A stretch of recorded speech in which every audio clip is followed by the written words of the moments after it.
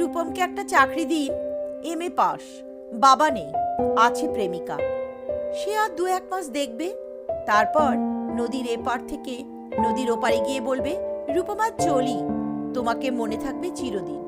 রূপমকে একটা চাকরি দিন, যে কোনো কাজ, পিয়নের কাজ হলেও চলবে। তমালবাবু ফোন তুললেন।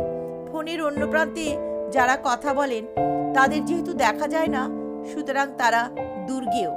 তমালবাবু মামাকে বললেন, রূপমের একটা চাকরি দরকার। মামা বললেন কাকাকে, কাকা বললেন জ্যাঠাকে, জ্যাঠা বললেন বাতাসকে। মানুষ জানলে একরকম, কিন্তু বাতাস জানলে প্রথমেই ছুটে যাবে দক্ষিণে।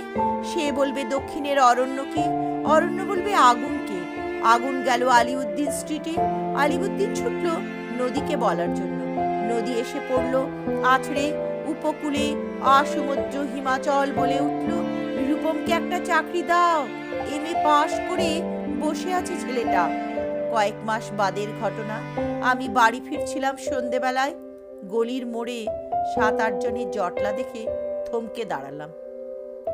জল থেকে সদ্য তুলে আনা রূপমের ডেড বডি, সারা গায়ে ঘাস খড়কুটো, হাতের মুঠোয় ধরে থাকা একটা 1 টাকার কয়েন।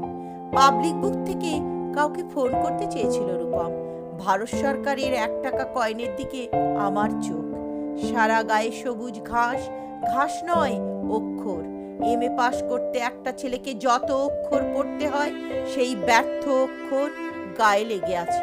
একটা ছেলেকে কেন আপনারা এমএ পড়ান?